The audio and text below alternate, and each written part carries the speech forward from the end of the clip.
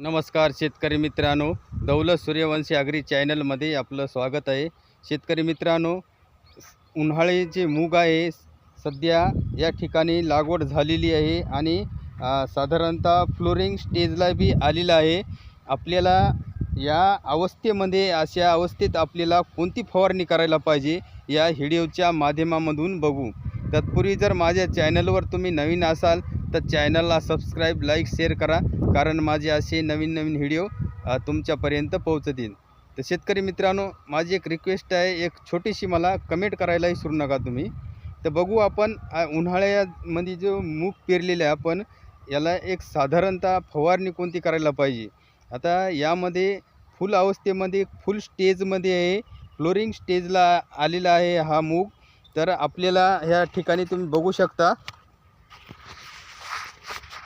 हा जो मूग आहे दिसतो हा फ्लोरिंग स्टेजला आहे। आता या ठिकाणी आपल्याला अशा अवस्थेमध्ये फवारणी करायची आहे। तर यासाठी आपल्याला एक डायमी थोडे 30% इशी असलेलं आपल्याला हे 35 ml घ्यायचे 15 लिटरच्या पंपसाठी। आणि बुरशीचा अटॅक होऊ नये म्हणून आपल्याला एक बुरशीनाशक घ्यायचं आहे साप, हे 35 ग्राम 15 लिटरच्या पंपसाठी।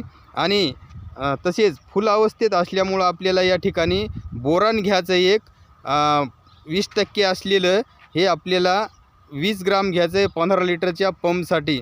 याचं कॉम्बिनेशन करून आपल्याला फवारणी करायची आहे की या माध्यमामधून कुठल्या अळीचा, किडीचा आणि रोगाचा प्रादुर्भाव आढळून येणार नाही। हा दिसतो तुम्हाला, हा बेडवर पेरलेला BBFनं तुम्ही बघू शकता। या ठिकाणी हे मुगाचं पूर्ण उन्हाळ्यामधलं जे पीक आहे हे आपण या ठिकाणी BBFनं पेरणी केलेली आहे।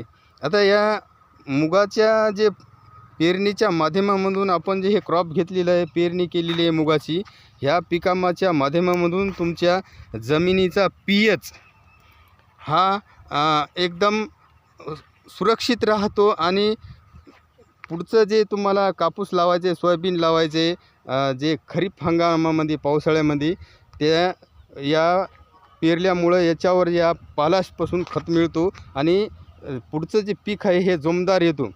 हे बघू शकता तुम्ही या ठिकाणी, असं आपण या ठिकाणी BBFनं पेरलेली आहे। आता हे जे अंतर, जे दोन्ही ओळीतलं जे अंतर आपण या ठिकाणी 6 फूट ठेवलेलं आहे। ह्या दोन्ही ओळीतलं अंतर हे बेडमधलं हे बघू शकता। आणि हे जे मुगाच्या मधलं जे हे 22-30 सेंटीमीटरवर आपण पेरलेलं आहे, हे बघू शकता या ठिकाणी। तर शेतकरी मित्रांनो, अशा प्रकारे आपण ही जर फवारणी केली तर उन्हाळ्यामध्ये आपल्याला हे एक्स्ट्रा उत्पन्न मिळणार आहे। आणि या उत्पन्नाचं एक आपल्याला फायदा होतो, उत्पन्न मिळतो आणि जमिनीच्या pHमध्ये सुधारणा होती, त्यासाठी हे पीक खूप महत्त्वाचं आहे। तर शेतकरी मित्रांनो, अशा प्रकारे आपण फवारणी करायला पाहिजे।